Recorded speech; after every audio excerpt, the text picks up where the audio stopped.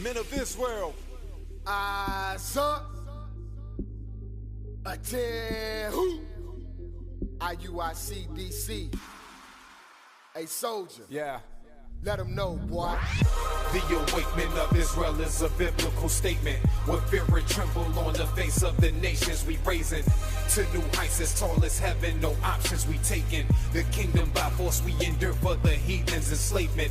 The awakening of Israel is a biblical statement. With fear and tremble on the face of the nations we raising. To new heights as tall as heaven, no options we taking. The kingdom by force we endure for the heathens' enslavement. See, I grew up with Judah. We was beefing with Ephraim. Then I got older, found Christ. It's ironic, we teach him. We the sheep of the chosen, but our heart is turned frozen. We in the last days, y'all stuck on purple haze. And I've been getting grazed for trying to spread this word. See me, I preach in the city, then head back to the burbs. Peep my fringes, not just talking, we been walking, bro. There ain't no peace, but we still searching for peace. And you see us? Yeah, I know you do. You wanna be us, cause we the chosen few. You ain't the 12 tribes, we know your fathers all lies. We laugh about how you despise us, cause we still rise. I set my life. Misguided loyalty, please stop. Misguided loyalty. I'm gonna go into how the Most High requires us to be loyal, faithful, and to be faithful to those who are worthy of being faithful to. Okay? Sirach 4 and 22. Because brothers have left. I touched on it briefly yesterday, how brothers get emotional. Romans 16 comes out, and brothers still just want to just be friends on some Barney stuff. Anyway, so we got to touch on it. Sirach 4 and 22. The book of Sirach, chapter 4, verse 22. Accept no person against thy soul, and let not the reverence of any man cause thee to fall. So it accept no person against thy soul, and let not the reverence. What's reverence mean? Reverence, love, respect, right? Reverence. Read again. Accept no person against thy soul, and let not the reverence of any man cause thee to fall. Let your love for a brother cause you to fall along with him. That's the problem we're going to have in these past couple of months. The love of brother to the point where it's not love and righteousness, it's love and wickedness. And it causes brothers to fall. They don't say, I'm still the truth. No, you're not. Because you can't receive correction, and you're being an enabler to the brother who can't receive correction. Both you end up falling at the same time. Jump down to verse 27. Verse 27. Make not thyself an underling to a foolish man, neither accept the person of the mighty. Read again. Make not thyself an underling to a foolish man. That's that. Brothers make themselves an underling to a foolish man, and the thing falls apart in what, 3 weeks? Right. The thing fell apart. I'm not going to say this. It fell apart within a matter of weeks. Made themselves an underling to a foolish man. Took the sin, brought it somewhere else, and the same thing happened over there. So we cannot allow ourselves to be a respected person. You cannot be that way. It will fall. Read again. Make not thyself an underling to a foolish man. An underling to a foolish man. What's foolish man? Another word for foolish. Sinful man. Don't make yourself an underling to a sinful brother. And a lot of brothers do that because of your emotions, that Soldier Mac about earlier. Your emotions, you run behind them. And you're going to fall. That's what's going to happen. That's some of you in here for friends. Some of your friends left talking about, and I knew when I'm talking to you right now.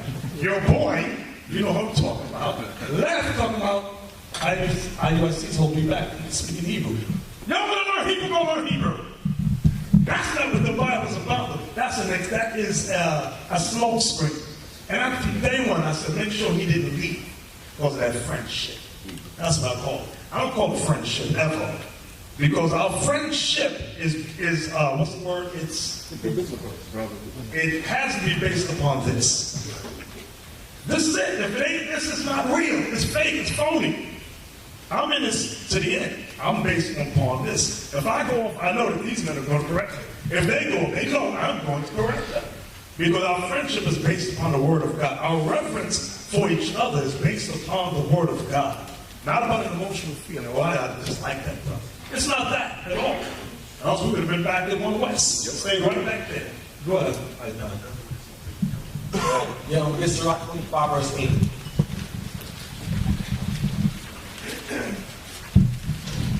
Go to the last part. Go to the last. Go to the last part.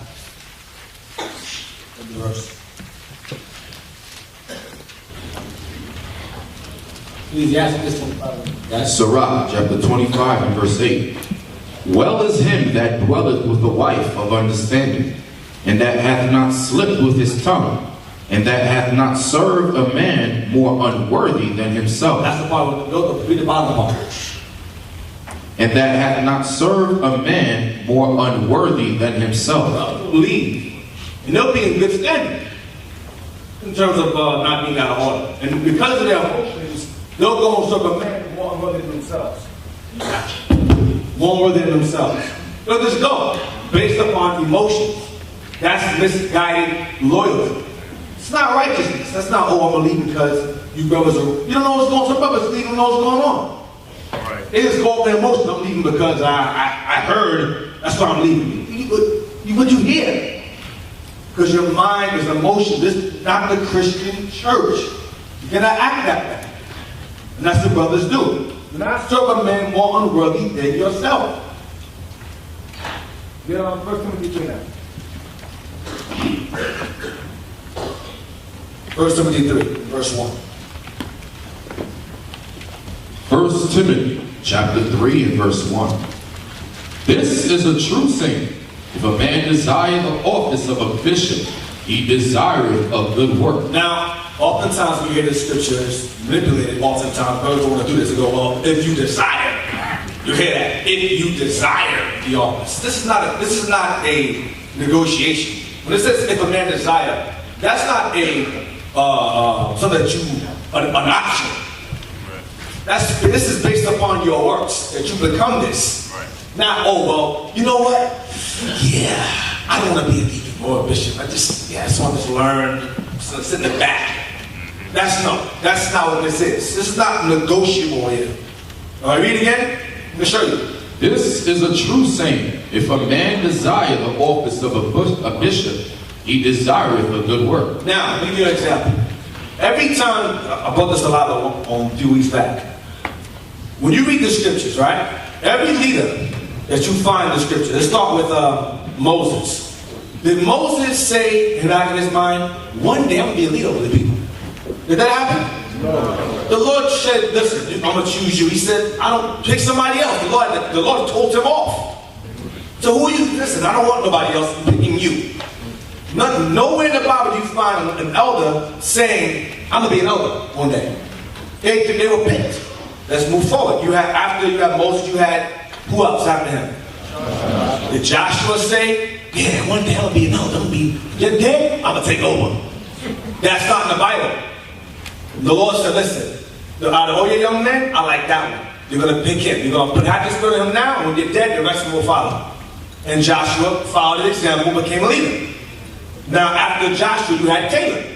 Caleb didn't say, damn, why you pick Joshua and not pick me? You didn't hear that. They knew their role. Let's move forward. Israel desired a king, like the other nations. You remember that? Who did Most High give them? They gave him Saul. Did Saul want to be king? What did he do? He hid, he ran, he didn't want that. He said, I don't want to be no king. Every leader in the scriptures never desired the office of being a leader. It was their actions that made the Most High said, I like him. I'm going to make him a leader. There was something the Lord saw in that brother that said, yes, I'll make him a leader. It wasn't, oh, I didn't want to be king. You know, reading the Bible, it was nowhere in there. There was something special about them where they said, you know what, yes, I want to make him king.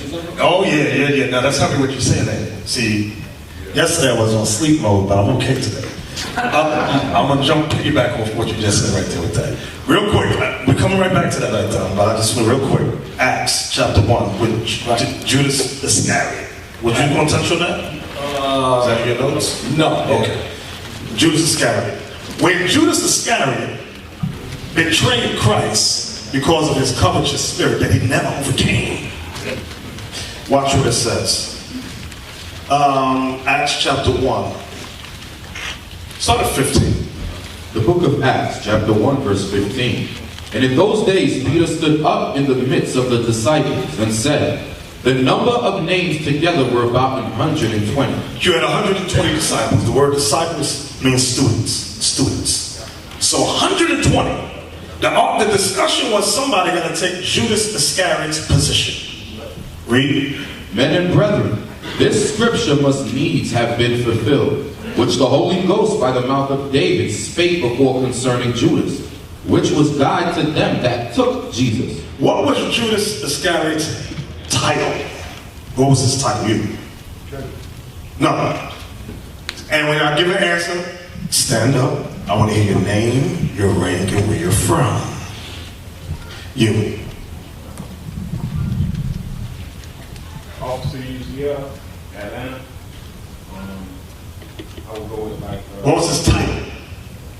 What was he? I said elder. Yes. Nobody knows he was. God. You in the front, right there next to this lady. Yes, you. Yes, you. Big brother. Yeah, you. Big brother. Officer Eugene, Tennessee. I don't know what his title. You don't know what Judas was? Judas was one of the. I'm not committing suicide over here. You. Yes. Don't do Throw the glass. Officer Denied, California. Judas is one of the 12 apostles. Yes, thank you. What's that? It was one of the 12 apostles. Thank you. You 2, 3, right there. I'm watching y'all. Read on. Verse 16. Men and brethren, this scripture must needs have been fulfilled, which the Holy Ghost by the mouth of David spake before concerning Judas, which was guide to them that took Jesus.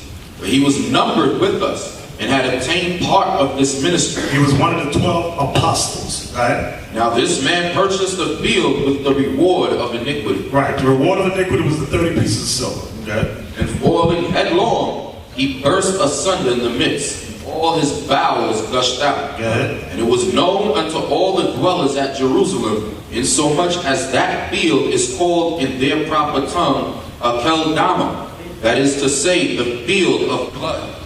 For it is written in the book of Psalms, Sirach, chapter 25, Let his verse 8. habitation be desolate, Well is him and that let no dwelleth man with the dwell wife therein, of understanding, and that hath not slipped with his tongue, and his and that hath not served a man more unworthy than himself. That's the part. That was what the Bible was discussing. If any man desire over apostle, bishop, all these names are interchangeable.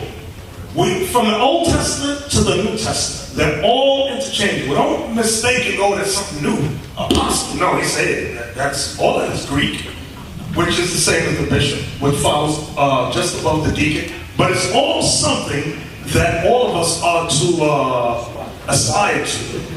Okay? So, when you read this, read on, watch this. Wherefore, of these men which have company with us all the Meaning time, 120 disciples. Of these 120 disciples, right? that the Lord Jesus went in and out among us, beginning from the baptism of John unto that same day that he was taken up from us, must one be ordained to be a witness with us of his resurrection. We got to choose one. Of you 120, we got to choose one to take the bishopric, which is the apostleship of Judas, right? And they appointed two, Joseph called Barsabas, who was surnamed Justus, and Matthias. So when they examined all 120 men, it came down to just two names finally. They said of these two, one of them have to take the seat of Judas. So it lets you know that out of that 120, everyone had to fall in line with 1 Timothy, the 3rd chapter. All the men had to fall in line with that for them to even consider taking a position of Judas Iscariot. Everybody understand that? Yes, you couldn't have just one dude on the side. Well, I really don't desire that. And I got 2 wives or 3 wives. No, it didn't happen. No, all 120 fit the criteria, but out of them, they had to say, we got to narrow it down now. But everyone had to fall in line with 1 Timothy, the 3rd chapter. Read. And they prayed and said, Thou, Lord, which knowest the hearts of all men, show whether of these two thou hast chosen, that he may take part of this ministry and apostleship, from which Judas by transgression fell, that he might go to his own place. And they gave forth their lots. And the lot fell upon Matthias, and he was numbered with the 11 apostles. So that's how they did it. Go ahead, Deacon. All right. So as I was saying before, in terms of Moses, the Most High picked him. Joshua, from King Saul was hiding. Then after King Saul, who was after him? Did David decide to be king? No. Every instance of time where a man was made a leader, it was not by his own option. It was the Most High said, I want to be king. And that was it. David said, I'm the least of both. I'm the least. Saul said, I'm the least. Let's go further up. Then you have the time of, you had Zerubbabel, you had Joshua, you had Ezra, Nehemiah. They were put in positions because the Most High said, I want you to be leaders. Let's go further in. You had Matthias. Out of his 5 sons, he said, okay, out of the 5 of you, I want Simon to be the counselor, then Judas, you'll be the leader. None of them said, why him? Why not me? That's not in the Bible. They understood they were, okay, he's the fighter, he's the wise one, you 3, 4, and then that was these 2. And that was it. There was no negotiations, there was no argument. That was the order set forth. Let's go further in. You have when Christ came in the scene, Roman captivity. He walks around, he goes, you, follow me, you. That was it. They didn't say, well, why you pick me, why you pick somebody else? They all knew that's the Messiah, we gotta go. None of them said, one day I'm gonna be a disciple. That didn't happen. The Lord picked every single one person in the Bible you find as a prophet. The Lord picked them. Not they sat there and thought on their own, yeah, one day I'm gonna be a prophet. One day I'm gonna be. What Bible said? What prophet was that said I was a herdsman? I think it was Micah. What was it?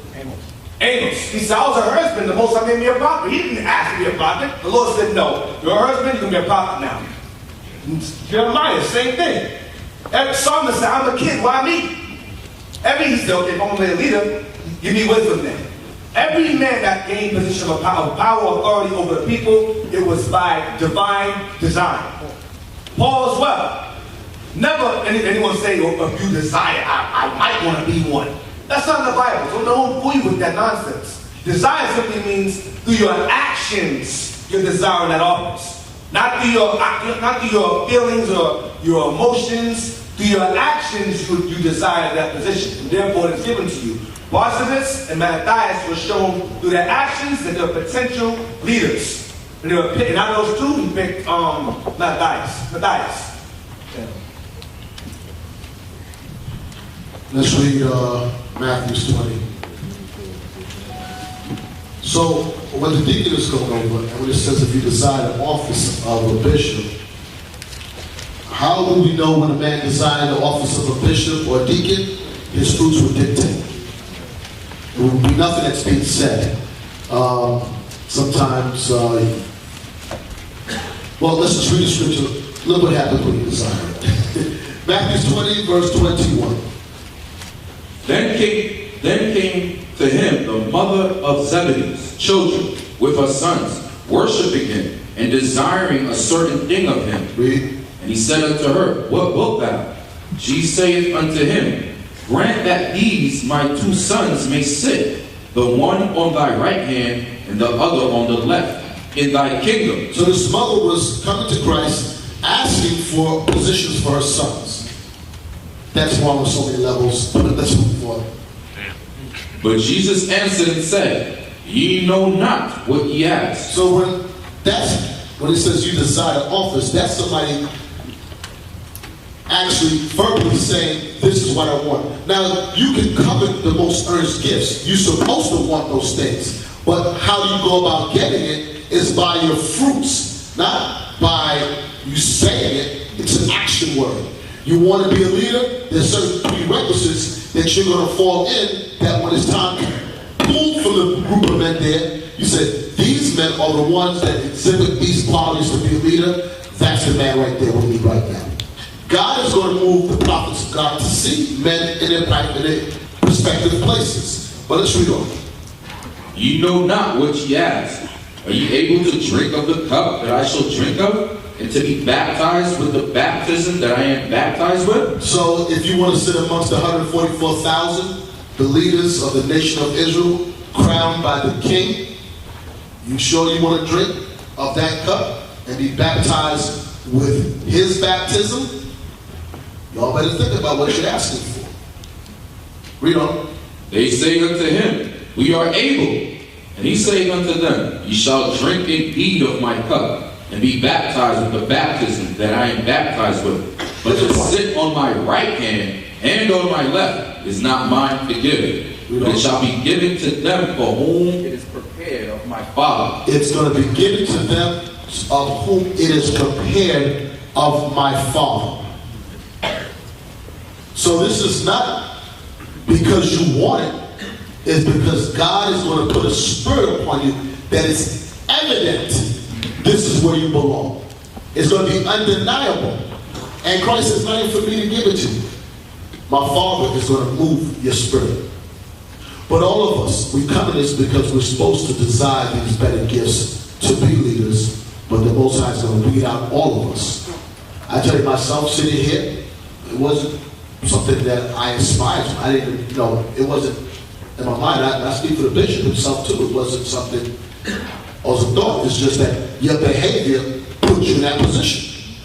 What you do puts you there. Sometimes, man, you say something out your mouth, but your actions are totally different. Totally different. It just sounds good. But be careful for what you ask for, because you will indeed drink of that cup. That's why I tell y'all, don't ask for the exam. Right. Don't ask. It'll be given to you when you're worthy, as the Most High sees fit. I think the soldier's in. I think all the soldiers in. Don't ask for that stuff. It'll come in its own time. And just y'all not ready for it. And just because, I don't know, maybe we gave the wrong impression. Just because you take the exam and pass it, does not mean we're going to raise you up. Right. That doesn't mean, sometimes it's just an assessment to see where you're at. But, I know people here that pass Officer 50 tests with 95s and they're unfit to be leaders. And I've seen people pass it. And that test to me is hard. But they're good at it, but they're unfit. Don't ask that. Your wisdom will always dictate who you are with or without a brass pin on your lapel.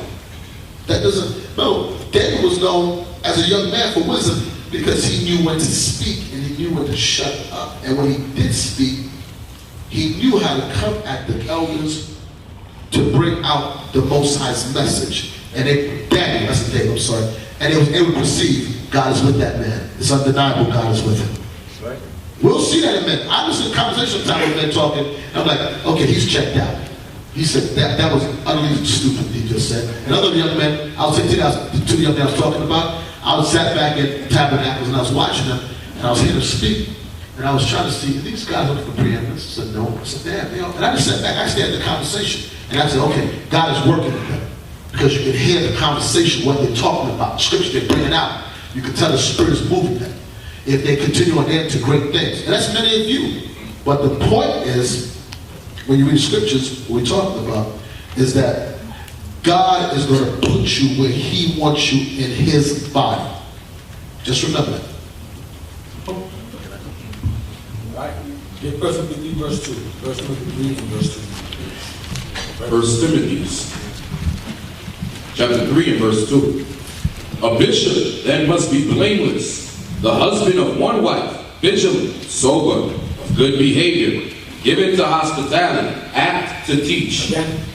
A bishop then must be blameless. A leader must be blameless. He must conduct himself blameless. He must perform himself blameless, meaning no sin.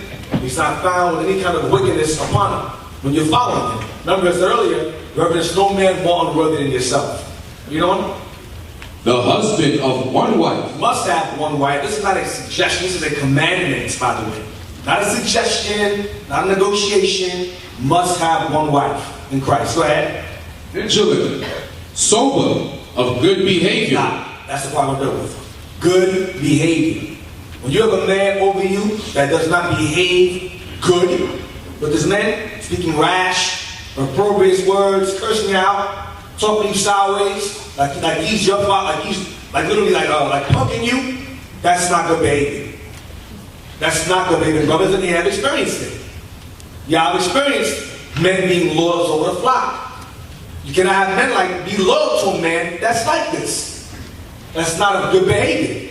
And some of you in here now are still loyal to men who have proven to not be of good behavior at all because of your emotions. Read on. Given to hospitality. Apt to teach. You know what apt to teach means? You ever heard of an aptitude test? Aptitude. Say the same word. Aptitude test. That means you're suitable to teach. Your mind is right. You're intelligent. You're not split personality, Harvey Dentish.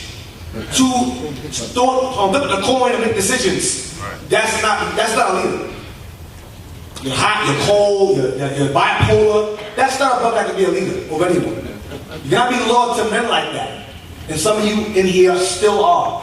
And that makes you a man that cannot be seen as a leader in the future ever. Because you run off your emotions. Read on. Not given to wine. No striker. Not given to wine, not striking. He's not fighting brothers. We have brothers who was on some here fighting brothers. You don't talk about all the brothers fighting in front of everybody. Striker. Violent. Fierce. That spirit should not be upon a leader. Go ahead. Not greedy of filthy lucre. You have brothers who steal. Y'all experience that who are there. Leaders who are over you stealing things, stealing money. Greedy of filthy lucre. You cannot be loyal to men like that. Some of you still are. Caught on the side. How you doing, brother? I know you robbed me blind, but you okay? I'm 16, what the hell with that? You alright? That's emotions. Read on. But patient, not a brawler, not covetous. Because a person that's greedy is covetous. It's all sick, it's all one. They're covetous. Desire things that don't belong to them, whether it be a woman or money. You cannot be loyal to men like this. But some of you still are. Or will choose to be regardless of this class is saying. What's coming out in the class? Read on. One that ruleth well his own house, having his children in subjection with all gravity. Let's skip up to verse 8 now. Just in case you thought the criteria changes are deacons. Verse 8. That's bishops. Let's see about deacons now. Verse 8. Likewise must the deacons be grave. Serious? Not double-tongued. Double-tongued. Let's deal with that now. Double-tongued. I mentioned before about contingency talk. You know what that is? Let me give you an example of contingency talk. Deacon Malachi. I was researching that, brothers that are prostitutes. What do you think about that? What do you think about that? Let's look at those. Look at this up. Yeah, me too. Look at this up. You see what I'm saying? They test the waters. Yeah, I heard you can smoke crack, bro. Yeah, that's what this up. Yeah, I think the same thing. Look at this up. Shouldn't do that. That's contingency talk. They'll throw it out there to see what you go. They'll put it out there just to see where your mind is. Double-tongued. They'll say one thing and do another. You cannot, as a deacon, you cannot be doing these things. And some of you are loyal to men who have done those things or will do those things. Go ahead. Give me outside. Yeah. The scriptures say that one must examine themselves to see if they're in the faith. Y'all know the one in Corinthians. And the point that Deacon Icon just mentioned, he spoke about contingency talk. You have to examine what kind of spirit are you in if somebody tries to pull you into that circle.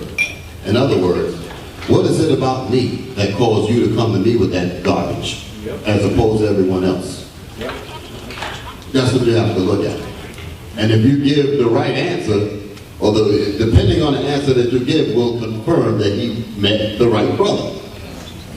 You give an answer that's like the scenario that you just gave.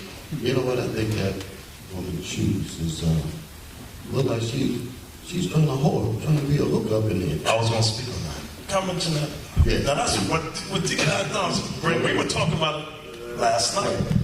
Brother, Go ahead. he says, brother's talking to him. He sees this woman walk by in a tight dress. He goes, what's she wearing that? Now the brother's right there. Now all that's being said for the response to come back. So the brother's like, you all right? Yeah. What you talking about? Spirits. Wait to see what happens. So then, now, jumping ahead, same brother. Sister walks in the school. He's comes near me. Look at that. Those pants, what you wearing? I said, brother, what are you talking about? He said, her shoes. Her shoes. I said, her shoes. He says, yeah, that's hoe shoes. I said, oh, she's wearing hoe shoes. I said, call all the deacons over there. Call all the deacons, the captains. Don't go nowhere. When you did that, he wanted to put the whole conversation back in the box. Exactly. Because now I'm exposed, and damn, he didn't do what I wanted him to do. Exactly. I said, all you brothers, look at that sister's shoes. So they all go like this. Now, I know the sister was coming by, they look at me. I said, what do y'all think about her shoes? They said, they're shoes. What is wrong with you? I said, well, this brother here is talking. She got hoe shoes on. So we had stupid talk around this brother.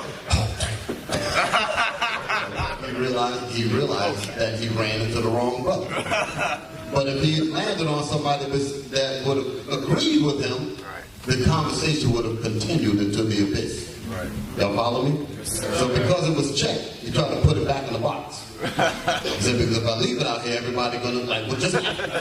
Everybody gonna know what's the deal. Contingency talk. Y'all all right? Yes, sir. Okay. And the conversation that goes into the abyss, those are brothers that still call and contact brothers on the side. That's the brothers that entertain that stuff. Entertain the contingency talk, are still talking to them even till now. That's them. Hey, you can't make this stuff up. I know you think it ain't real. But this is exactly how it happens. Israel is a trip. They're a trip. But you know what? We ain't stupid. Sometimes we just sit back and watch it. Okay, all right. Next question. What you said? What did you leave off at? 9. No. Okay, let's go back again.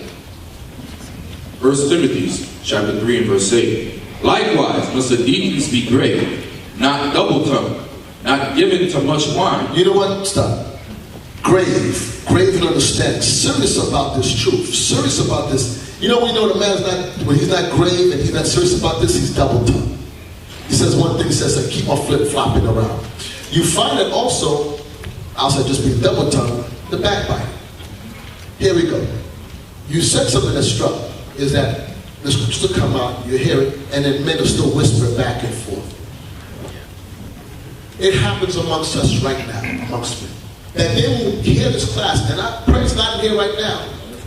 And they go, I don't agree with you. I'm telling you something. And they'll, like you said, they'll put that little spirit up there and say, they don't see that. At that moment, what you're supposed to do is step back and say, he said he don't see it. In the wilderness, I'm telling you. Right. Listen, I have a policy that we all should follow. If you can say it to me, you better be to say that person's face. Because I'm always going to put you to this. What you do to me is, yeah. There you go, can I? Say it right now. And I'm like, yeah, I'm going to say it. Because if you don't say it now, he's going to look at you like, you're full of crap. You just want to try to what? You're trying to manipulate me to think a certain way. If you can't say it to somebody's face, don't say it. Well, watch this. Real quick, Ezekiel 37. I want to read something. Where you going at me, 30? Okay, Ezekiel 31. Verse 30. Trust me.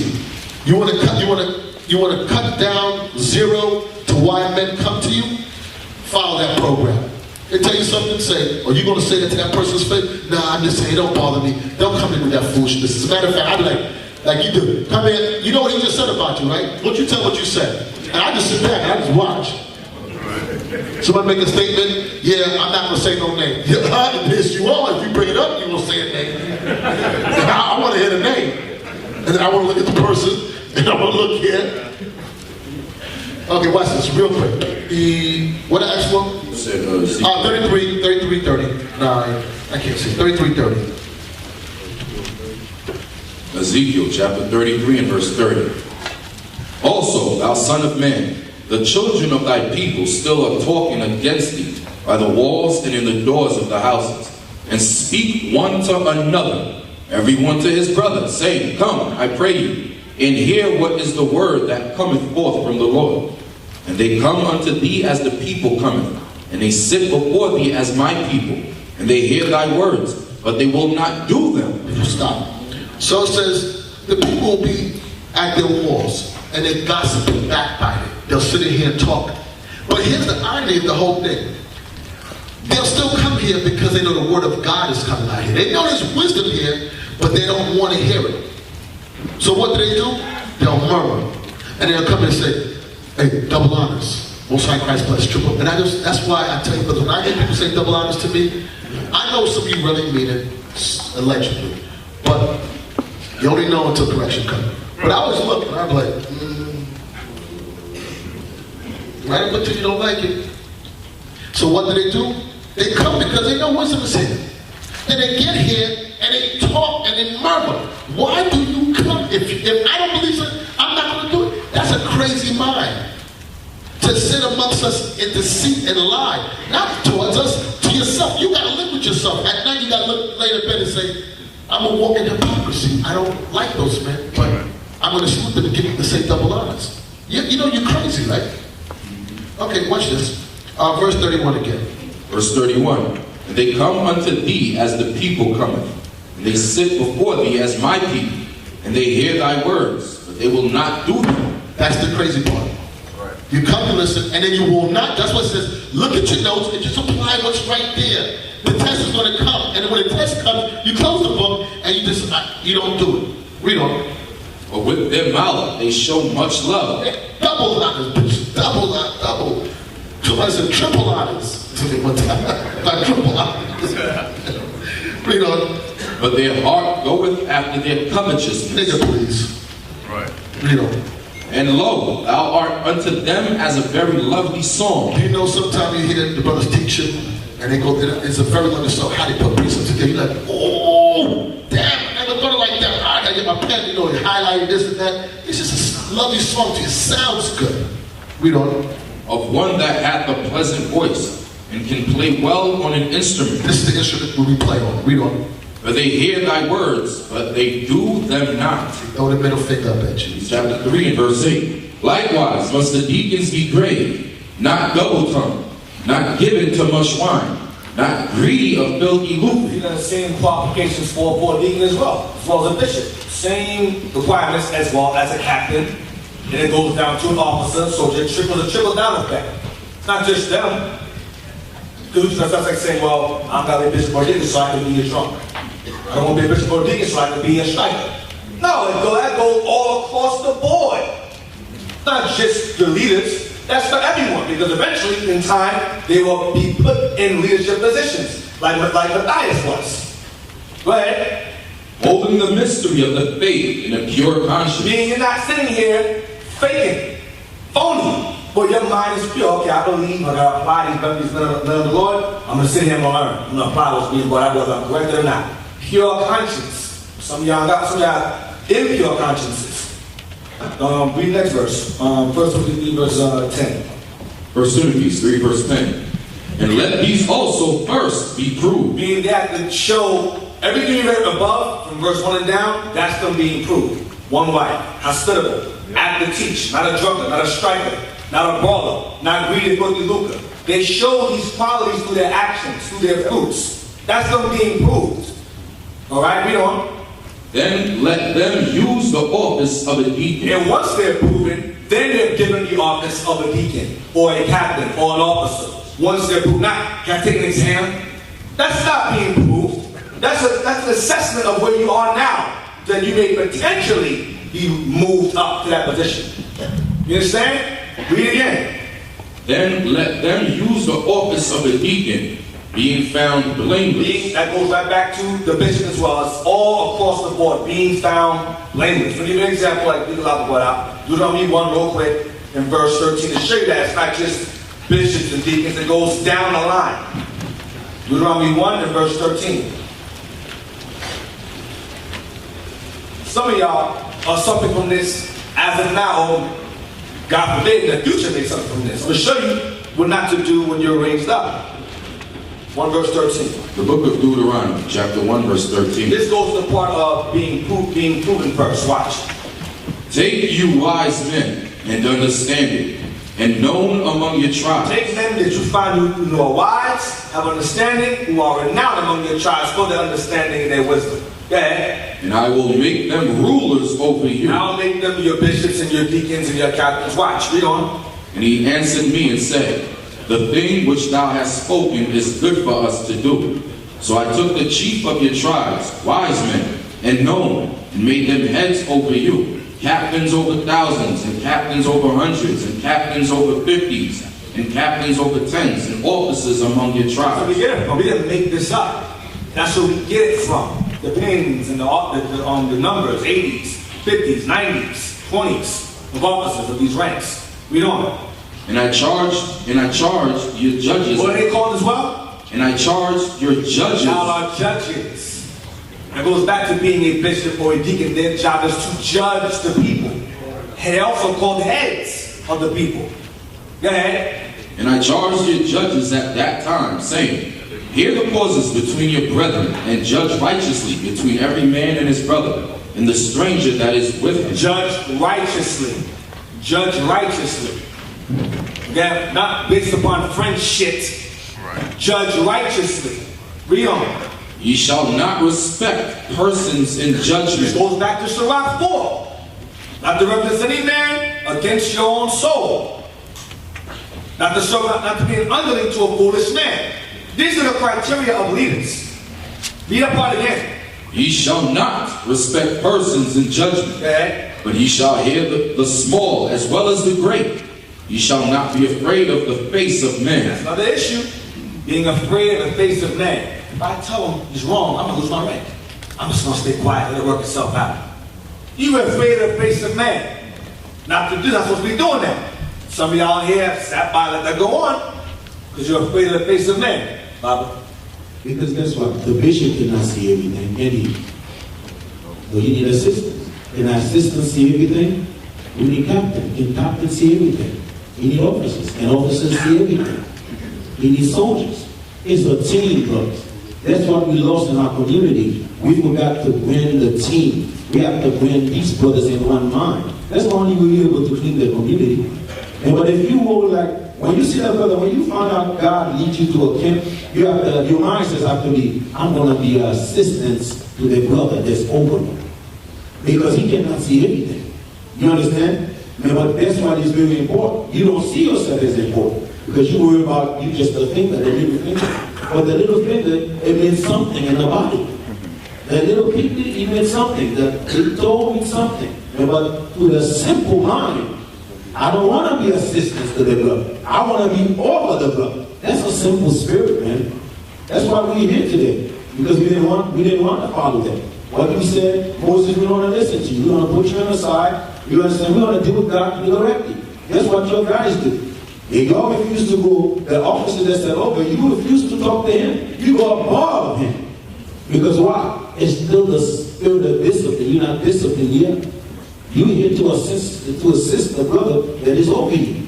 Then you're here to make the camp a perfect camp. Guess what? Because when we look at the head of the camp, we look at you, we look at the next man. Guess what? It's a joy when New York can say, that camp over there is an honor camp. It's not only the leader that's over there, everybody there. All brothers are good brothers. Y'all was in D.C. with us, right? As I exhort the brothers in D.C., the hospitality they have towards us, and I said, I never been to any camp like D.C. You all know I travel. And either me or Bishop or Captain Isaac, we travel. So if I tell you D.C. is one of the top camps that I ever see, the spirit of hospitality, believe me, brother, these brothers, they go all out. You understand? They go all out with their love. And the thing they will do for you, you don't have to ask the brother for nothing. You understand? And but they just step up their plate on. You understand? They do their good works. That's why Deacon Nathan trying to put in your spirit. You have to see yourself as an assistant to somebody. You can never see yourself, I want to be the hitman in charge. What's good is it? If you're not a good assistant, can you be a good leader? Makes no sense. If we're not a good assistant to the bishop, can we be a good leader? We always murmuring, we always complaining. The bishop is complaining about anything. You always the opposite side of everything. Then guess what? That brother is the devil. You understand? Be very mindful, brother. At the end of the day, God said we are brethren. Deuteronomy 1, it said, rulers, make the rulers obey. The first thing you must learn to do is rule yourself before you rule anybody else. Yes, right. You got to follow rules, learn to rule yourself. I told you about that, brought that out earlier in the 7th. Rule yourself. Watch Titus 1 and verse 7. Watch this. Right? You know as well. The rule will come into that as well. The book of Titus. Verse 5. Verse 5. The book of Titus, chapter 1 and verse 5. For this cause left I thee in Crete. Paul left Titus in Crete, his island, the Greece, that thou shouldst set in order the things that are wanting. Set in order. Set in order the things that are lacking in these churches.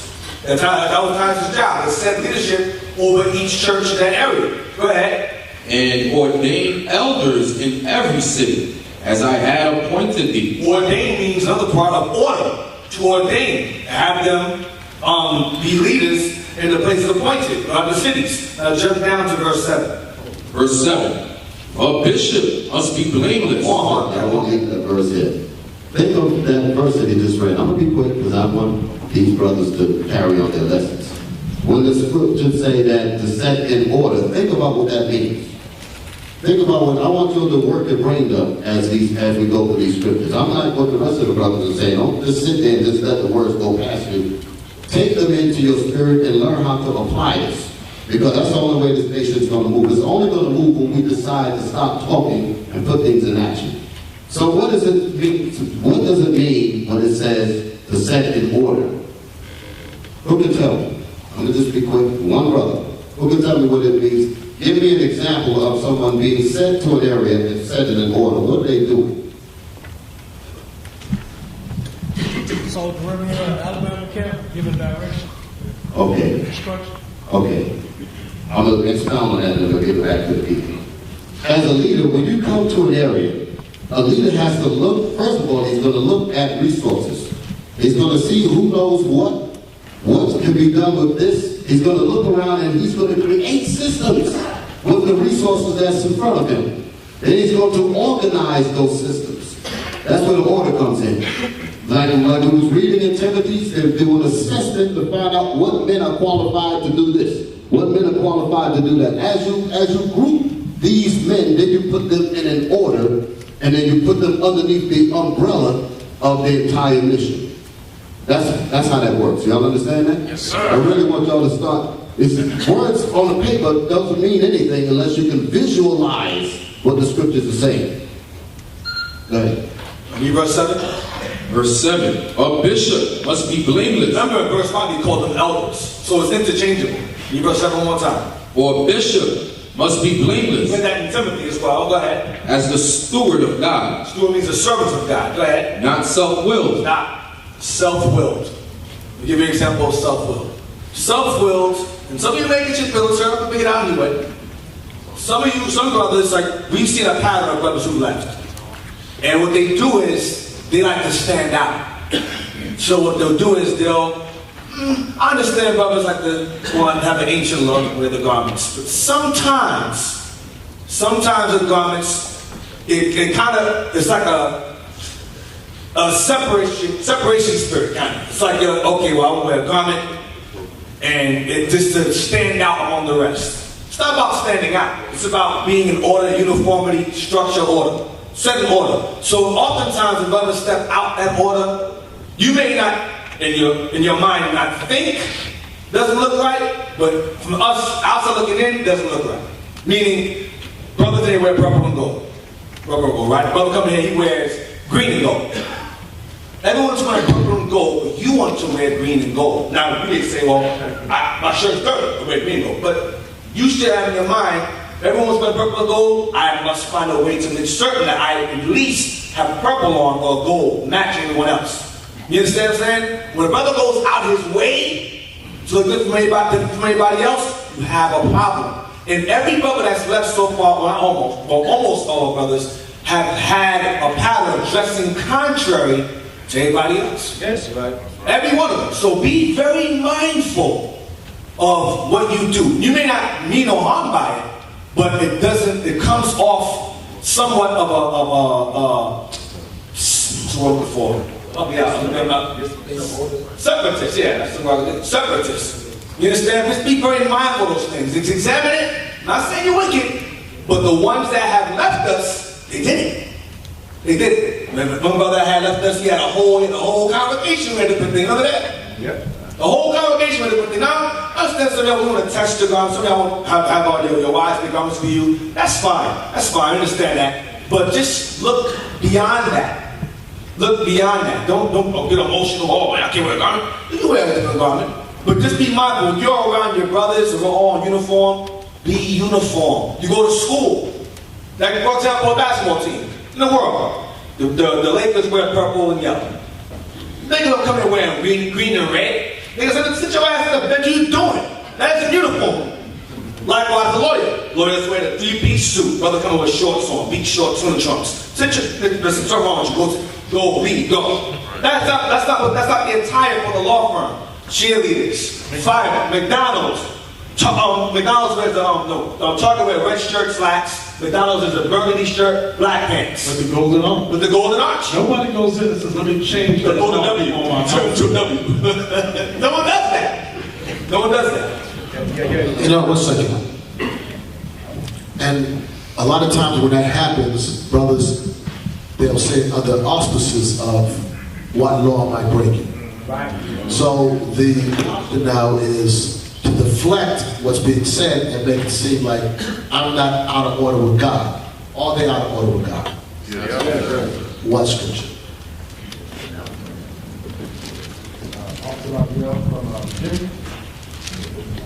Scripture I go to 1 Corinthians 1:10. Nope, that's what I want. Nope. In the back, Shemaine? You don't have to. Let's make this split. If you don't have a microphone, speak loud. Brother Alabama. I go to 1 Corinthians 14. Well, okay, I like that one. That's the one I'm looking for. Last one that I'm going to tell you. Okay. I'm sorry, Camp California, Philippians 2:2. What does it say? All be like-minded. Okay, good. Okay, that they have rule over you. That's the point. They don't want to do that. They do not want to obey. We had an issue. Brother said, is it against the law to wear earring in your ears? No, it's not against the law. He said, well, it's against the law. Am I breaking God's law if I wear the cap? I said, what does the cap say? He said he doesn't want to wear earrings. So we'll take it out. Well, it's not unlawful to wear it. I said, no, it's not unlawful to wear it. He said, so why do I have to take it out? I said, well, the scripture says obey them and have rule over you. I understand that, but it's all right with God. I said, this guy's an imbecile. I said, is it so hard for 3 hours just to remove it, just to make the, do we have to talk to you like, hey buddy, can you just please come on just for 3 hours? Take a flipping earring out your damn ear and get in line. Let's move on. We got bigger issues to deal with. Right. And now to keep the unity. It's retarded stuff we're talking about. These are officers. I'm getting irritated now. Because what you say is a heightened sense of, hey, we're moving in a direction. Just do it. Right. We're not asking, it's not like we're telling you, listen, men are serving, in other camps, men are serving over their wives to other men. We're just saying, take the earring out. Can you just work with us, buddy? It's like we gotta beg you and, we gotta rub your back and give you warm milk and make you feel like you're the greatest. Come on, man. Yeah. Right. It becomes a fight. But here's the stuff. And we're breaking God's laws. You're absolutely breaking God's laws. Obey them. They don't want that scripture. They don't like that one. Whenever you have a spirit like that, that's a spirit that does not understand war. He doesn't understand being in the military. When I say the military, I'm talking about the Most High's military. He doesn't understand structure, discipline, order, respect, honor, none of that. He doesn't understand that thing. He doesn't understand the power of imagery. If, like with Captain Shem, stand the men up and he have them in formation. And he's watching them attentively, really, seeing who move, who twitch. And he get on them. Why don't you twitch? Brothers be like, oh, why? And it may look like he's over the edge with it. But the point that I want to show you is that whenever you have one that break ranks, do you know, I want you to think about why would he make an issue out of that, or someone being out of order? Because it goes to imagery. I'm going to say it. Like when talking about the golden arch, anything that you set up in order, if someone breaks that, or if someone breaks that imagery, that's going to make it harder for you to get to where you need to go. Your image is everything. That's what we have to understand. The way you follow order and discipline sets it all up. I remember briefly, I'm going to be quick. Imagery is one of the things that work on our psyche, or work on our mentality. When we talk, the soldier Machiavelli had mentioned about perception. He said that we see things two-dimensional, right? And then he said that there was a third part of it that affects how we interpret things. The reason why we have a fear towards certain things is because of the image that they produce. Someone that's over an army understands how important image is, because you want to have that same effect from you. So that's the reason why imagery and order is so important. Y'all understand what I'm saying? Yes, sir. Okay. Yes, you know that spirit. Let me get your Yeah, your brother, what spirit you think is that? It's a childish spirit. That's what the bishop's gonna tell you. By the time you gonna take the M now, you got something to say. Just take that damn M now. And be a man about it. Man, but that's a childish spirit, man. You gonna find out anytime you go against the grain, it's a kid spirit. It's not a man spirit, man. It's a kid spirit. Now imagine trying to do that for 100. Imagine building a nation.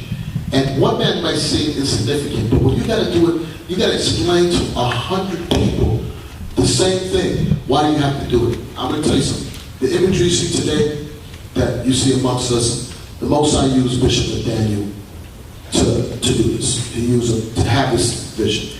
And we're recognizable in the eyes of the people that's not Israelites. They know those are brothers with purple and gold. It sets us apart from the rest of the groups, and a lot of them is in foolishness, that we look different. Now, I don't know if that was part of your premise, because I didn't speak about it, but he understood that we have to set ourselves apart for a reason. In the media, you'll know, identify who we are for a purpose. Sometimes, brothers, we can't sit down and have to explain to you everything. We're watching out for your souls. Just follow. I would think everybody here is smart enough to know if we're telling you, listen, let's go serve another God. Let's barbecue on the Sabbath. You would understand that. But some of the stuff, why do we have to go? It makes the work so much harder. When we were in the wilderness and we were moving the troops, and they blew the horn to go left flank, it was their brother that said, why are we going left now? Why are we not going? Just go left, man. Just go left. That's where we're going. Then if you decide to go right, just go right. Or we got to stop. Everybody stop. We have to explain. We're going left because the enemy is that way. I don't want to do it. I just turn and just. You understand? And what you're saying about is exactly. It shows you that your knowledge, your level of understanding is short. But it's okay. Don't have to think, just follow. Deuteronomy 1 verse 17. Let me stop. Deuteronomy 1 verse 17 to show you when the leadership brings out judgment, who it comes from. So that thing is from us. It's not from us. From the Bible, it's the book that you're in front of you. Right. The book of Deuteronomy, chapter 1 and verse 17. You shall not respect persons in judgment. You shall hear the small as well as the great. Small matters and greater matters. Go ahead. You shall not be afraid of the face of men. For the judgment is God's. Stop. Who? It's what? For the judgment is God's. Where does judgment come from? God. It comes from God. So we tell you to do certain things just for good reason. Look, the brothers don't believe that. That's the problem. That's how we run into problems. Moses had a headache. He said, Lord, why do you know these people? Why? Negroes, man, I keep saying it. You guys talked about yesterday. Y'all know Negroes made the Messiah marvel? Right. You know he saw everything from the very beginning? Like you see the sun, you go, wow, the sun is so bright and strong. Christ said, nah, niggas are marvelous than that. Stars, the moon, planets, no, nothing compared to these Negroes we're seeing. front of me. Because that tells you something. That shows you how far Jake's mind was during his time. Looked around, he's like, damn, I watch these guys get made. Look how stupid they are. They're stupid and sinful. Because they can't understand such small matters. The judgment is God's. If he tell you to do something, just listen to the other guy you're saying. Just follow. It's not that hard. It ain't how hard is that? You want to be pretty for the girls at camp? You're not done. You know at Charlie's Spirit, when a brother you take his pen out, he have to ask you when I'm going to have my pen back. Right. That's the kid's spirit. You don't have to ask when you're gonna when they're gonna give you your pen back. Your work's gonna give you your pen back. That's a kid's spirit. When you gonna give me my pen back? That's right. 1 second. I want to read this real quick. 2 Corinthians 1:24. We're moving beyond the camp. We're moving as a nation of people. We need brothers like, and what we're saying follow is not follow blindly. I'm not an idiot. Paul said, be ye followers of me as I'm also in Christ. You're telling me to follow. Listen to this real quick. 124. 1 Corinthians 1:24. Not that we have dominion over your faith, but are helpers of your joy, for by faith ye stand. We're not looking to have dominion over you. We're not your Lord. We're not looking to suppress you, to stop you from wearing your earrings, from stop you from wearing your jazzy outfits. So we're not well, there's a plan in place. But we're here to be helpers of your joy. But you have to allow us to help you. You have to allow us to just follow the vision. I'm telling you, you may not see this because some of you are still very young, and I understand. I was the same place. I understand that. But after years of doing certain things, sometimes brothers say, well, how do they know that? Trust is not because we're like super, like there's something osmosis in the dove fly. It's just the same repetition stuff we see, different people that we can see and we can tell you, navigate. I tell many of you all, I'm very open. If you all have questions, things you can ask me, because I can tell you how to navigate around a lot of stuff, because I make many mistakes. You know, use those tools, but brothers translate us telling you something, giving you an order as though we're trying to lord over you. You know what lording over you means? Listen, I need you to give me 30% of your earnings. I need you to put me up in a house and pay for it because labor is worthy of his hire. I need you to buy me a car. I need you to quit your job and get on oil tables and make me money. And there's people that do stuff like that. We're not asking nobody to take care of us. I mean, for the most part, we're all broke. We're not asking, we're just asking, damn, take the air in our partner. Come on, can we just move on? We're trying to help you. Know something. All of you, for the most part, walked into a system already moving. It was already going. You weren't, in office most high, but the machine was moving. Now you want to come in the machine and decide where you're going to pump the brakes or where you're going to direct the thing. You're not going to do that. That's right. I'm telling you, you're not going to do it. And we have men, I told Bishop before, because you are seeing the kinder and gentle side of the thing. And he'd be entertaining conversations sometimes with brothers, and I know he'd be irritated. And I'm like, why do you even take their calls? Like they have something to say. I'm like, you serious? Oh, wow. And you get on me? Come on. You all buy, you understand that you're buying into a system that is moving towards the kingdom. So now you come in and then you're going to put your foot down on your demands. This is what I want to do. Man, don't do that, brothers. Don't do that. You can't do that in nowhere else in the world, in no system. But you come in here and then you want to dictate the terms of this agreement. That's right. Yes, sir. 5 verse 14.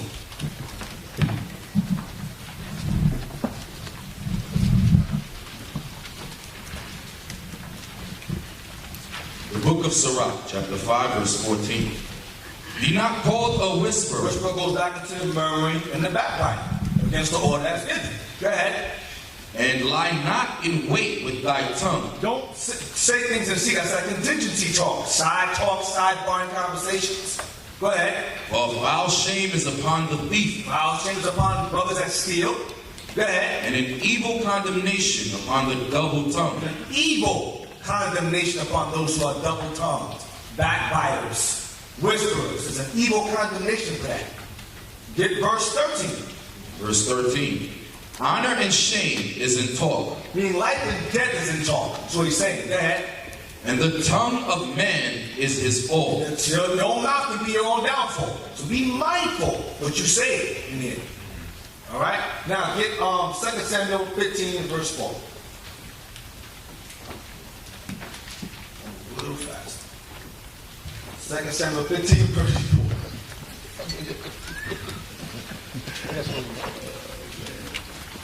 This is about David's son Absalom. All right? What he was doing on the side. Backbiting, whispering. I'm going to show you the instance. I'm going to show you what happened. I'm going to show you who followed behind him too. 2 Samuel chapter 15 and verse 4.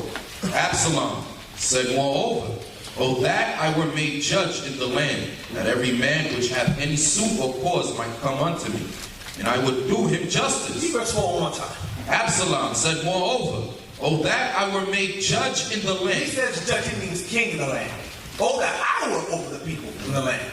That I were over the elders. That I take over. That every man which hath any suit or cause might come unto me, and I would do him justice. I would judge better than my father. Watch, you know. And it was so that when any man came nigh to him to do him obeisance, he put forth his hand and took him and kissed him. What does that mean? Stop. What is he doing in this instance here? What's he doing? He's running them over, getting a following, appealing to the people. He had skills. Facebook, YouTube, same thing. Backbiting, murmuring, same thing. Trying to gain a following. He had charisma, very charismatic. That's what he was doing to people on the side. We don't watch. And on this manner did Absalom to all Israel. He did the same thing to everyone. Wow, he kissed my hand, the king's son. Wow, what a humble man. What a righteous and humble brother. Kiss my hand. Watch. That came to the king for judgment. He did it to those that came to the king for judgment. See what he's doing? And flattering them, winning them over. Go ahead. So Absalom stole the hearts of the men of Israel. What did he do?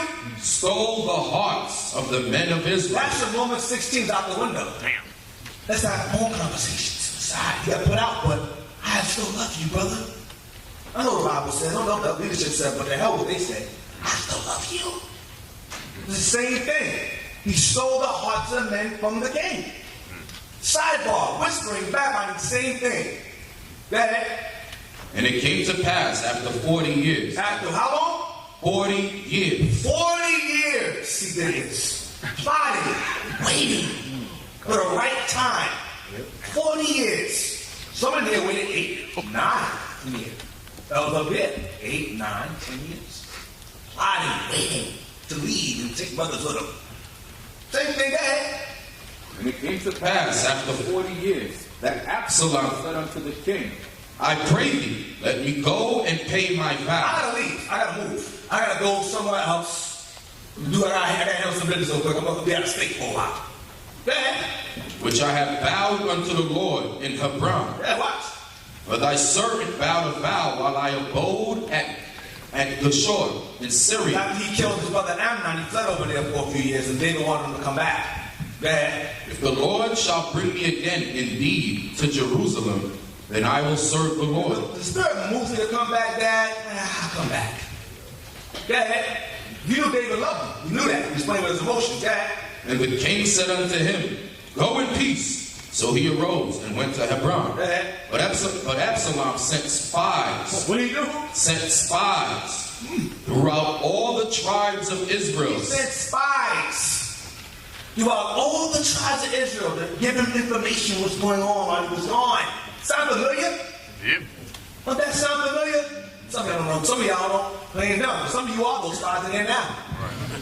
So you're like, oh, shit. Who told you? Who told you? The Lord told us. That's who told us. But read on. But Absalom sent spies throughout all the tribes of Israel, saying, As soon as ye hear the sound of the trumpet, then ye shall say, Absalom reigneth in Hebron. As soon as you hear the sound, tell people that I'm king now. In Hebron. Watch. And with Absalom went 200 men out of Jerusalem that were called. And they went in their simplicity and they knew not anything. Read verse 11 again, please. And with Absalom went 200 men out of Jerusalem. 200 men he took with him. 200 men. Let's look how many he's worried. That were called. And they went in their simplicity. They didn't know what the hell was going on. They were stupid. In their simplicity, go ahead. And they knew not anything. They had no understanding. These are the men that left behind Absalom. That was sowing discord. That's what he was doing, sowing discord. And he had simple, dumbass Negroes far behind him who were simple as hell like him. That's what happened. That's in the Bible. So we live these same scenarios over and over and over again. And brothers act dumb. They don't know what's going on. It's the same thing over and over again. All right? Real quick, give me it's lunchtime now. So give me give me 7 and 5. We having lunch now? Yeah, let's not be 7 and 5. So Absalom sought to be king, and we later on he got put to death later on because that's the fall of man. And it's taught. First Maccabees 7 and 5. First Maccabees chapter 7 and verse 5.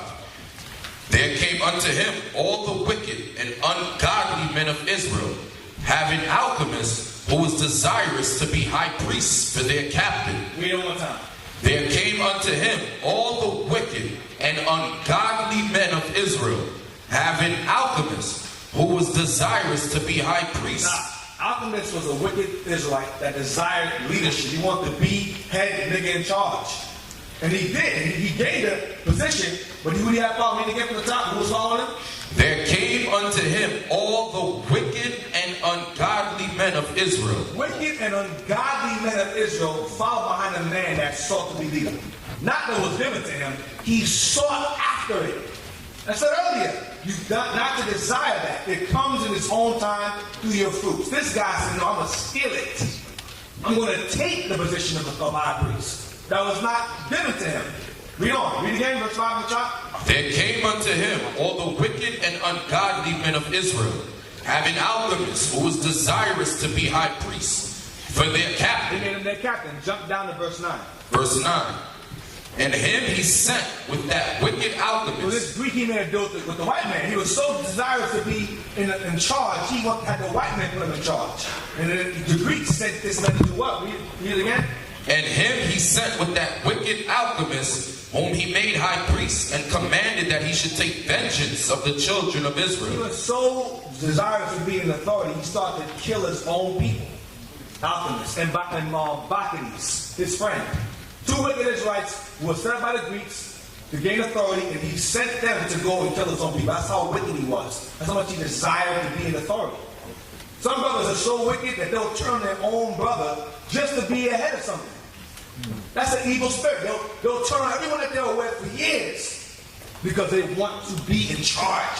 I must be over everyone. At the cost of my own friendship, the hell with that, I will be in charge. I will not lose my rank. I will not lose my position as a deacon. I'm going to stay deacon wherever I go. It don't matter who it is, where it is, I'm going to be in charge regardless. That's an evil spirit. That's that spirit of alchemists. And many wicked men follow behind men of that nature. And many of you will continue to follow men of that nature in here, God forbid. But I'm telling you, there's new faces. These are new faces in here, and I guarantee next year will be newer faces. It never fails. We see it every other year. Do you not see it? Yeah. James, 4th chapter. James 4:5.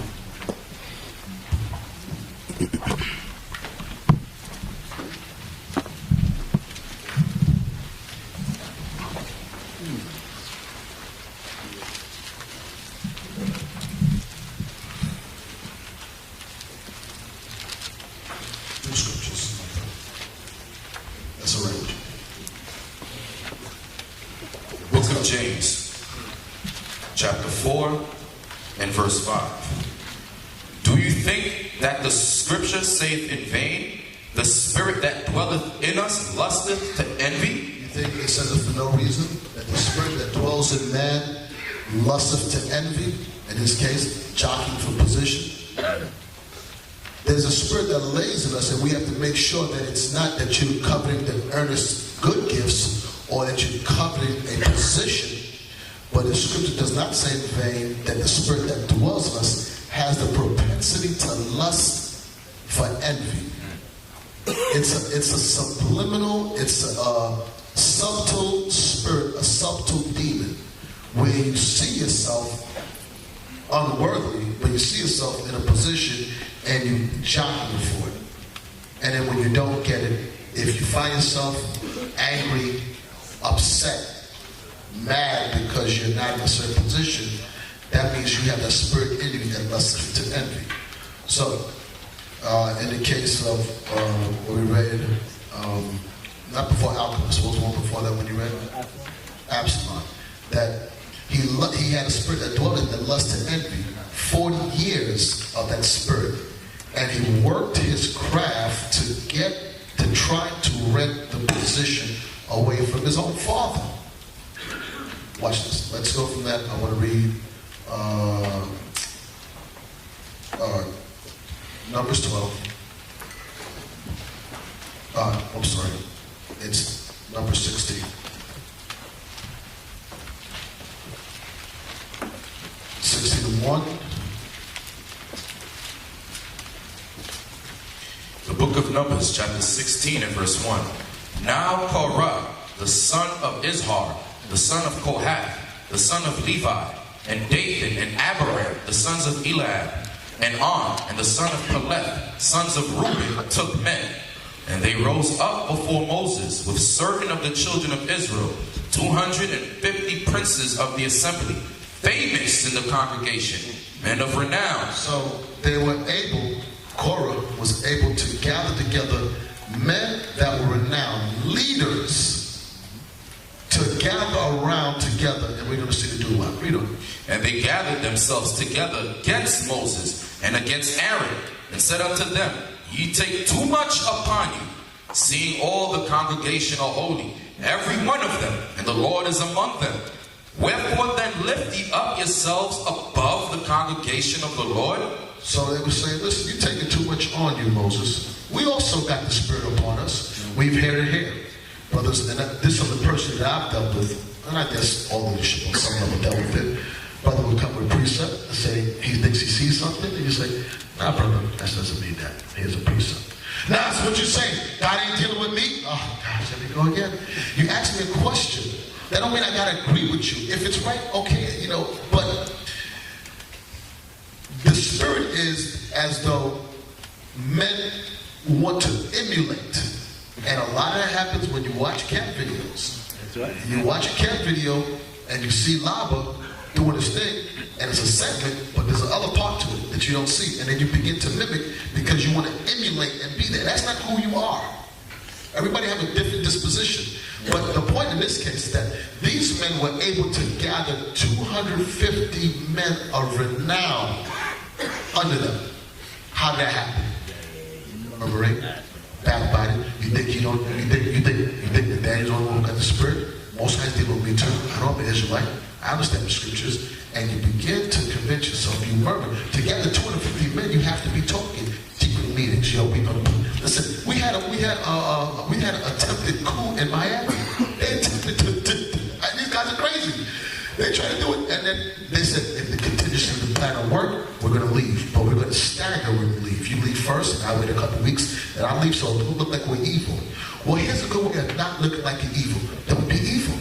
And that's it. I think it's simple. It's more work to not look like you're evil. These guys are crazy. I laugh at this stuff. But the point was, they wanted to jockey for Moses' position. And Moses said, I wish they were all prophets. One more scripture, and I'm done. Same book of Numbers, chapter 12. 12 and 1. The book of Numbers. Let me read. I want to read. 12 and 1. And Miriam and Aaron spake against Moses, for he had married an Ethiopian woman. And they said, hath the Lord indeed spoken only by Moses? Hath he not spoken also by us? And the Lord heard it. They say the same thing. He only dealing with him. Was God dealing with Aaron and Miriam? Absolutely. You think God can't put a spirit upon the woman also to do his bidding?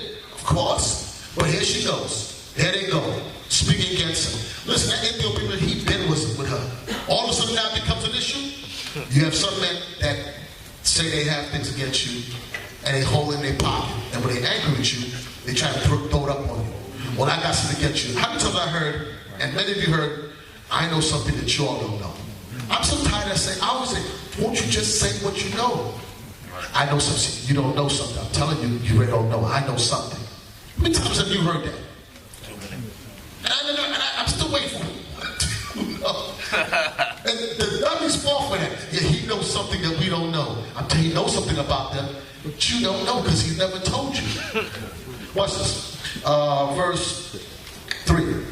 Now the man of Moses was very meek above all the men which were upon the face of the earth. And the Lord spake unto Moses and unto Aaron and unto Miriam. Now look, I want you to see the contrast. Verse 1.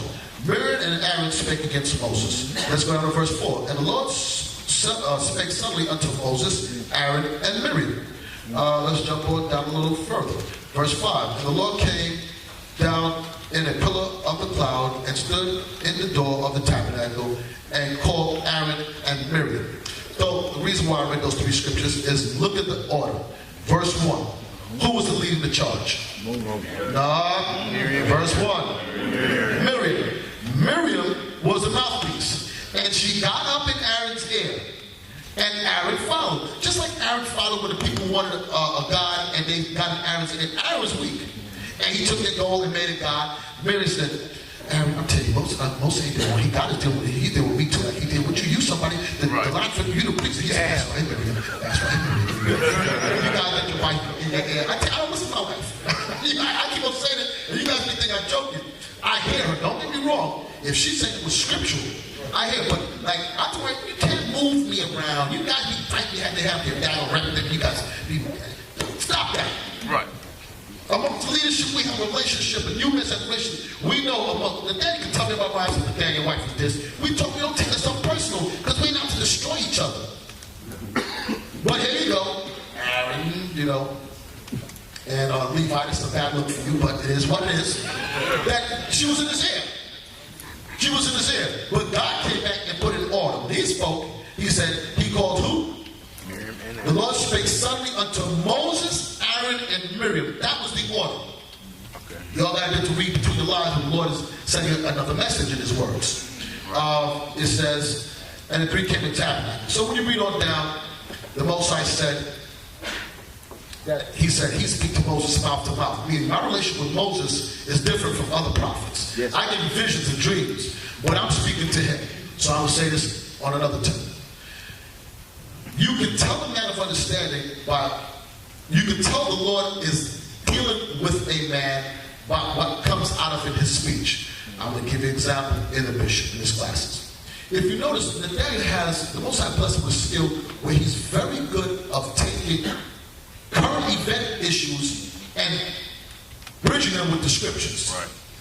That's not easy to do because the current events forever changing. You know that there's something that God is doing on a level like that. Now, turn around and say, well, you think God's only dealing with him? No. But what the hell's wrong with you? Right. You have women who come up and say, why you got us wearing this dress? You're not the only one that listen. Here we go. Brothers, be careful of those spirits. It happened, the backbiting happened with Nathan and Korah. It happened here. Why? It started with somebody getting in air and trying to move you. When you have a spiritual man discerning all things, you can hear and you can switch off and on what you need and extract from a conversation. And you can read between the lines. You can gather and say, maybe it's nothing, but why are you coming at me like this? Why are you expressing this? Or you, guess what?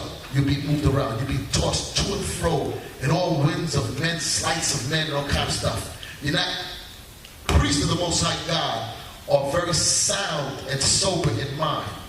Their conversations are not erratic. They can listen. You understand that? Sir.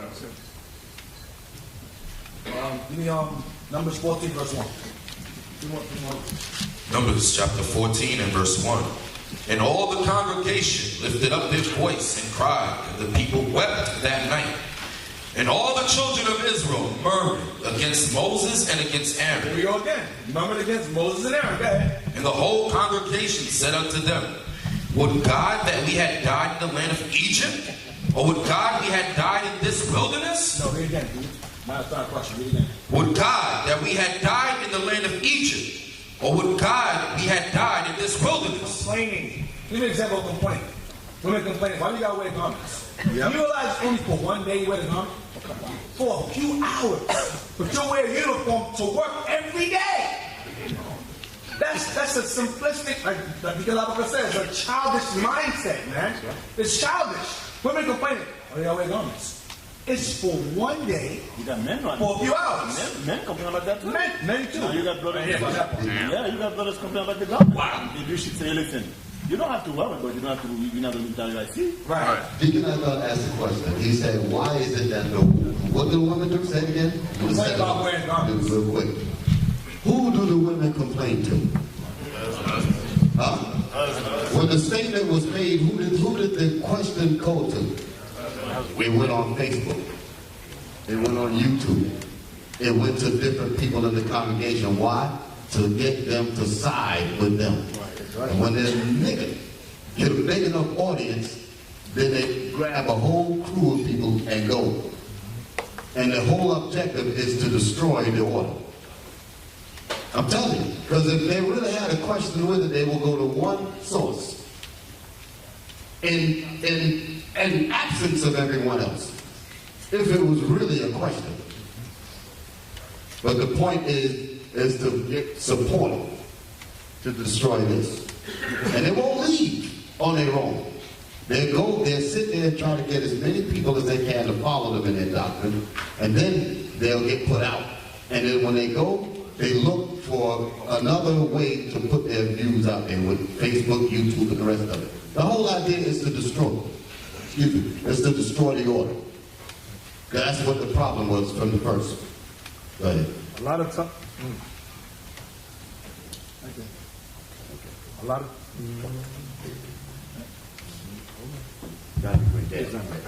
A lot of times. A lot of times we hear, we'll hear one thing, but there's more. I gotta look beyond what is said initially. When we first got together at 1088, we were coming up with garments. There was a sister who said, now we're talking amongst the men. Right. She goes to her husband and says, why do y'all have to wear garments? Y'all shouldn't wear garments. Got the husband's ear, he took it to the next brother. They came down, so we smashed it, of course. But we said, where did this come from? The woman. Why is she in men's business? There's more evil in this woman. The garments is not it. Nope. It's more to it. Yep. Later on, she says, I will never submit myself to my husband. Y'all know what I'm talking about. Yep. To no man. So it's more. Back at 12 tribes, our brother said, why do we have to wear fringes? If we have studied the law, why do we need to wear it? I said, there's more behind what he's saying. Sure enough, he says, we don't got to keep it silent. Coming with hot, cooked food. You remember this? So when you hear people say the initial thought of why we have to do that, look behind the curtain. Pull the curtain back. There's a white woman back there screaming something. There's something, or a woman back there with a curtain back. There's something going on behind it. I'm telling y'all. It's a Kickstarter. It starts off with that. It builds up to more things. Remember that. Satan always acquires a voice to be heard. That's his thing. That's what Absalom do. He kissed the hands of the people. And then he gained a following. Likewise, kissing the hands goes to Facebook. Kissing the hand goes to YouTube. Kissing the hand goes to a simple question. Why do you gotta wear garments? Why do you gotta wear fringes? What's wrong with that? Why do you gotta wear that for? Why do you just wear regular clothes? It's the kissing of the hand. That's to entice and to seduce the people into being rebellious. And that's why I told you, Absalom, when he left the people who were stupid and knew nothing at all. Now he didn't leave a wise man. He left with dumbasses. All right? I want to read something. 1 second. Read the second Timothy 2.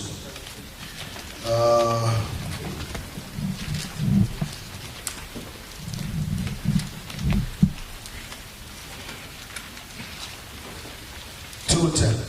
I read it myself. But chiefly, them that walk after the flesh in the lust of uncleanness and despise government, presumptuous or self-willed, they are not afraid to speak evil of dignities. That's their spirit. They despise governments. Self-will cannot be self. We're all members of one body. Individuals, but members in particular. We work together. But when people have that self-will, that separatist spirit, despise government, it says what? And they're not afraid. 2 Timothy 2 verse 10. I'm sorry, 2 Peter, I apologize. Don't listen to me. That's a problem. 2 Peter 2 and 10. But chiefly them that walk after the flesh in the lust of uncleanness, meaning in their own sinful mind, that's what it's saying, and despise governments. Tonight, the deacons, Yawasop going over, Deacon Adun, despise what? Government, despise order. They hate to be told. They hate to have a hierarchy over them. They really hate Christ. That's what they hate. They don't want to be governed. It's that despise government are presumptuous. Damn. I mean, I don't have this straight to the neck. Presumptuous spirit. They think they can presume that they can tell you. Damn, I mean, listen. And you came in, you what? 36 months. And you're presumptuous to say, who are you to tell me that I have to do this? Well, damn it, you came into a machine moving. Go. Listen, go build. But you're going to come here and be presumptuous that you can tell somebody who has 10 times more in his truth than you, been through more trials, that who are you to tell me something? Well, I'm the man that's sent a vote for you. That's why. This is presumptuous or self-willed. If any of us have a self-willed spirit, where that's what it's a charity, want to deny self, to think of yourself, it's not.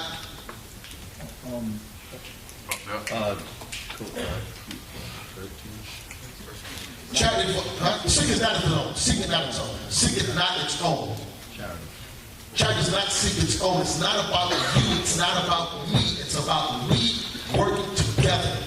Not self-willed, and are not afraid to speak evil of dignity. You should be afraid to talk and speak against. I'm sorry, you may not believe it, but when you look at our God's anointed. These are the dignities right here. To say, you should be afraid to have him to say evil. Hold your tongue. Hold your tongue, listen.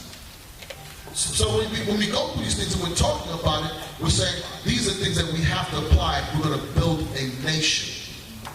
A nation.